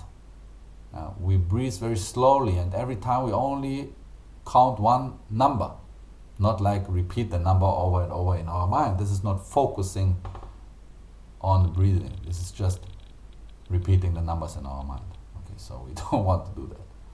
We want to focus on the breathing, and over the time the mind gets more clear, so we can clear our mind, still our heart. This is the major point of the Qing Jing Jing, the scripture of the clarity and stillness, of the morning scriptures or morning liturgy, morning ceremony. So the Qing Jing Jing teach us how to become still and still your heart and clear our mind. And this method, what I just taught you, is actually how to apply this. Very simple. We just focus on our breathing. And then with our empty mind, with our clear mind and still body, then we can do a lot of internal activities. We can start meditating or sitting in stillness, try to avoid all the ideas, wild ideas. Over 3 months, 100 days of practice, you can achieve a clear mind. So this is why we call this 百日功, 100 days of fundamental practice. Okay. So when we are at the level of can focus our mind, we can use our mind for everything. For example, I teach this in the university for the students who prepare for the exam. I teach this technique because it's simple. You can do it everywhere you want. You can sit in the bus, you can sit wherever to do that. You focus your mind on the breathing so your mind gets clear. Why we cannot study so well? Because our mind is full with all the nonsense. If we can clear our mind and focus on one thing and one thing only, it's able to, or we are able to, the mind is able to memorize things and pull them back out much easier because we know where to look them, where we start them. Okay, so if you want to become smart, you need to start practice this, or you can start practice this. 好吧? So, and this is like a major technique, and then we can use this method. Actually, I need to share a different thing at the moment.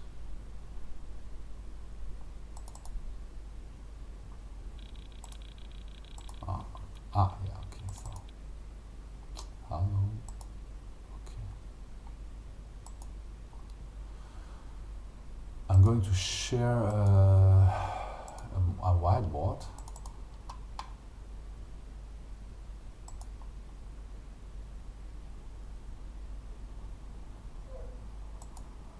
Okay, so I'm sure you see the whiteboard right now.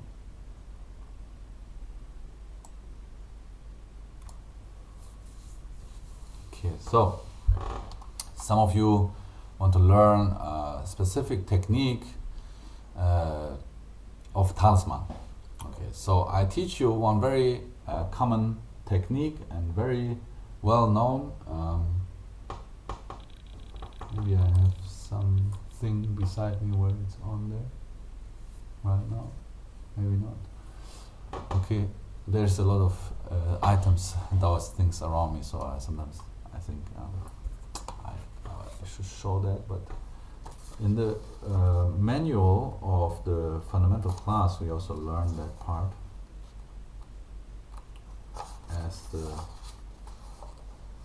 first major symbol is called the Jingguan Zhuan.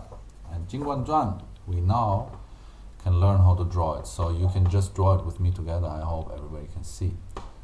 So I'm going to draw it very slowly, and it's just made of loops. So actually it's very simple. It's called the Jingguan Zhuan. It's the Zhuan. Zhuan means something which is drawn in a very loopy or circularized way. And Jingguan means the golden light. So this is also part of the internal arts program, and today I'm going to show you how to draw this talisman. So we just draw one loop, two loop, three loop. Excuse my skills, drawing skills with the mouse. So then we have another loop here, 4, 5, and 6. So then we go another circle around there. And from here we turn around and 1, 2, 3, and we would finish here. Okay, this is how to draw it one time. And this is called the Jingguan Zhuan. Jin Guang. Oh.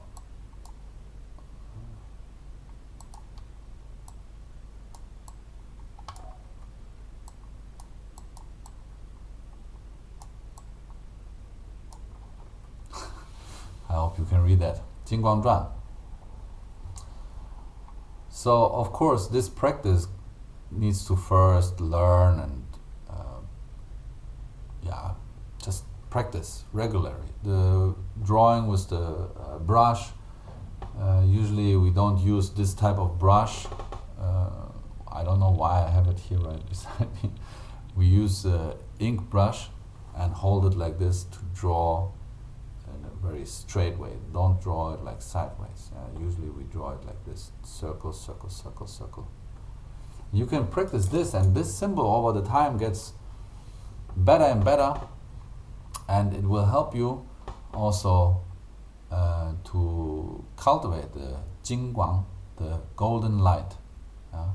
Of course, I cannot explain all the details of this way of cultivation in today's webinar. There is no time, not enough time to do that. But if you're interested in learning and studying more, you can also join the webinar or the internal art courses for this specific internal ritual or internal practice. So there is another little thing. Okay. Then I need to draw it again. So there is another way of drawing this, and you can just draw it 1, 2, 3. Go here, 1, 2, 3. And then you do another 3, 1, 2, 3.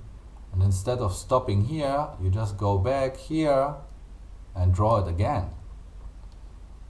Okay, so you just keep drawing this symbol 1, 2, 3. 1, 2, 3, and then go back 1, 2, 3, and go back to the beginning, and follow this method or this direction. The direction would be, let me just use a different color to show the direction.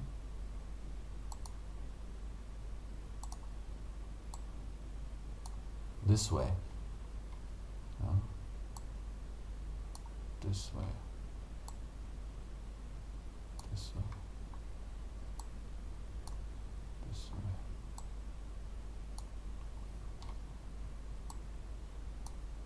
Okay, I think this makes it clear, right? So which direction you need to go. So you always would start here at this point. This is where you start going this way. Okay.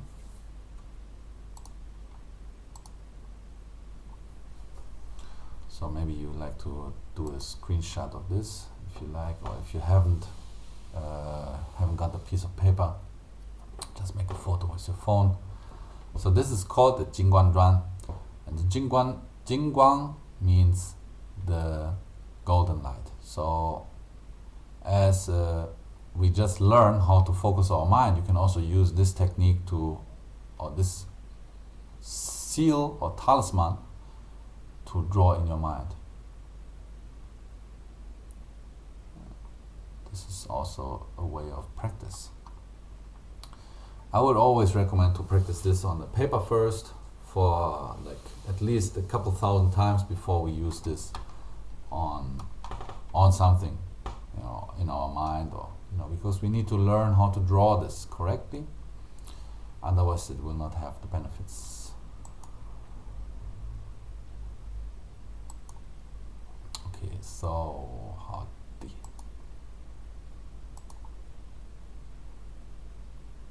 so we spoke about the courses and the practices, and gave a little introduction of Daoism. I hope there's some knowledge I could transmit to you today. And I wanted to refer, before we do our Q&A or question round, if you have questions, I wanted to show the Dao Studies website, and we can look at it together. So the website is actually www.daostudies.com. This is the Lao Zi Daoist College website. So there's all the online courses we provide. As looks like this. Okay. So we have the online programs. We have the introduction of the Lao Zi College, the ceremony, and all these kind of courses. So we also plan, or we had one already last year, and we are planning to have it again in the very near future, the Dao De Jing study class. So we have actually 4 type of branches or study departments. We have the ceremony study, we have the philosophy study, or the philosophical part, we have the like the spiritual part, like talisman, internal arts, and we have the culture part. For example, we have tea classes. Discover Tea is the department, and there's only webinars, and the video program is in the development. So there's only live classes with one of our teachers, If you want to learn more about our teachers, you can also look at this about us. We have several teachers. Also, the honorary headmaster of the Lao Zi Daoist College is the Grandmaster or Great Master Ren Zhongquan, headmaster of Daoism and vice president of the Daoist Education in Wuhan. There is another teacher join us in the next month. In our program, we're gonna have an introduction course for incense culture, incense study. So the incense culture is very deep, deep culture, and good to know a lot about. So we have online programs. Daoist study group is what I would recommend to look inside if you want to learn a more wider scale of Daoist ideas or Daoist practices, knowledge. We have the ceremony program. The master class is also listed in here, but we need to start with the basic, or everybody start with the basic, and the philosophy and discover tea. So we have video courses, and here is a button. It's called members area, actually, because all the classes are recorded and the members can just watch that over and over again. And we have a member area where the study materials is shared and all these kind of things. So we have also one-on-one classes and webinars and open lectures. Like today, it's like an open lecture, or it's a webinar, but we also list it as an open lecture basically. And people who are in our email or in the email list for the open lectures, we will always invite for the free classes. There is a couple classes I'm preparing also for the very coming future. So if you're interested in learning more, so you just get in touch. And if you want to join the classes, you can also just reach out and contact me directly from the social media account or however. At the end, there is of course there's some other people who are also administrating the groups and Facebook pages, but at the end I will always get the messages. If you know my private account, then you can also reach out to my private account. If I not answer right away, you just have to forgive me and wait patiently. Sometimes it takes a couple days for me to answer messages. Okay, because I also practice every day, so a lot of things. So just to show you, I wanted to show you actually another website very quick.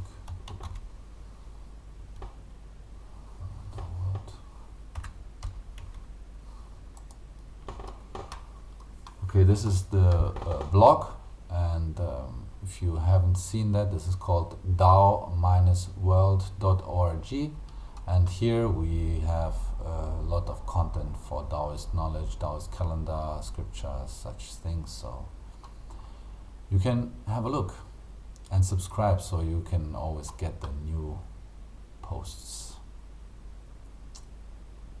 It's called Dao World. Okay.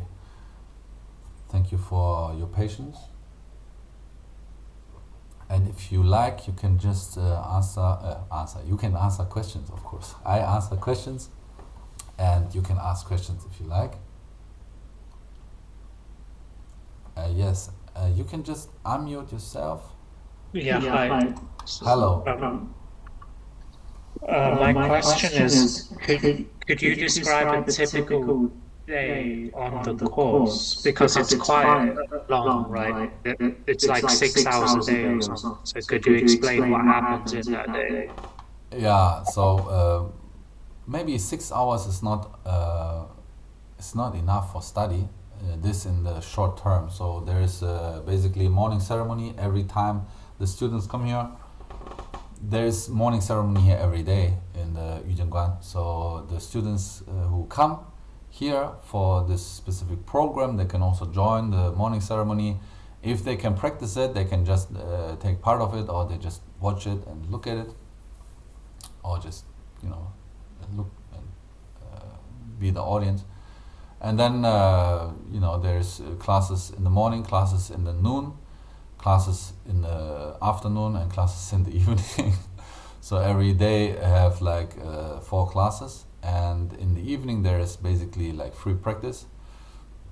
We usually have for the 10-day course we have 1 day off in between, because every 10 days there is a Wu where we don't do ceremonies, but we can have like 3-day practice and have 1 day or half day of other activities around here. There's mountain and such things, so usually you get up and join the morning ceremony, then eat breakfast, then the class start at 9. The class is probably for 2.5 hours. Then you have noon eating, lunch we call, and then have a little rest, and then you have afternoon class from 2:30 to 4 o'clock, 1.5 hour, I think it's 1.5 hour, 2 hours. Then there is the evening ceremony, and then there's also the possibility to join some Taiji class if you're in the evening, but usually the people just study in the classroom, because there's also Taiji classes going on in the evenings sometimes, most of the time. But usually in the evening there is also free practice, and if you want to eat dinner, you eat dinner between 6 and 7, and after 7 to 9 o'clock there is another class. So after this, usually people go to sleep. That's the most easy way to say this. So this is the day of the local study program. I think Ellen asked also about this a couple days ago. And could you also share a link of what the accommodation looks like if you have such a link? Yeah, I can share you in Messenger then. Sure, thanks. And my final question is how do we join the study group? The study group, okay, wait a moment. I'll just go back to this page. So the study group you can join is actually every month, or every day basically. You can just, we have a monthly fee of 30 euros. It's like for €1 a day you can basically join this program. This is like a study program with a lot of students from all around the world. We talk about theory, scriptures, culture, practice, ceremonial healing, and so on, all type of topics. And I'm very open for any topic you want or the students want me to talk about. There is actually the registration link here. You just register here and either pay monthly or 1 year. And also, if somebody wants to leave the course, they can also leave anytime. This is nothing to no like kind of how to say, you need to sign up for a year or something like this. You can sign up for a month and then try it out, or if you like, you can just sign up for a year anytime. Okay, so also the local course, there is no photo of the accommodation right now.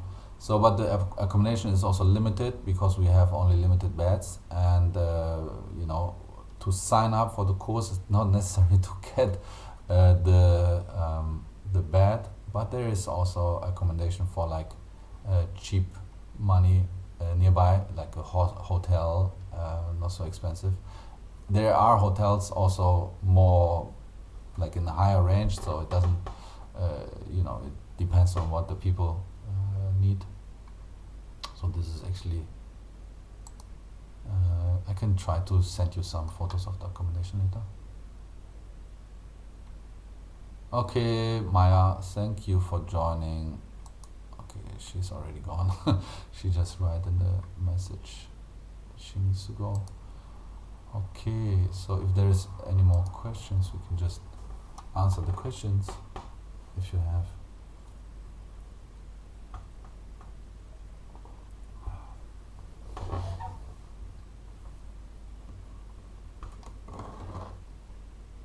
Yes, okay, Alan. Let's talk on the chat. I will find some good photos for you. Thank you. You're welcome. Okay, if we have more questions, you can just ask. I'm going to share this video on our YouTube channel in the future. So if some people, because there is a lot of people, they ask me to share the replay because they are working or this is not a good time. So maybe in the future we can also adjust the time a little bit, but I had a whole day of work to do outside of the temple today. That's why we just put it in the evening. Now it's about 9:20 in Germany. Yes, Regina, thank you for joining us. And if you guys, there's another chat. Okay, maybe I just keep this open. Okay, if anyone has some questions, just can ask now about Daoist practices, not only about the courses, but anything you want to ask, you can just ask now about Daoism, Daoist practices.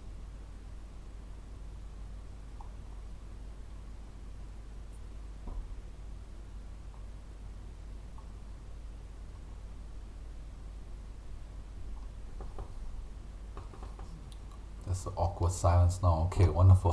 So no more questions. However, then I appreciate your time and I hope you enjoyed today's class. Please look at our websites regularly for new updates, or just sign up or subscribe to our website, the blog, and sign up for the open lectures so we can have you in the email list. So we can send you some invitation the next time we have such a class. If you're interested in joining the courses, you're also welcome to email us and ask more questions if necessary. And I appreciate your time, and I hope to see you again. Wish you a good night or good day wherever you are in your far. 慈悲福生无量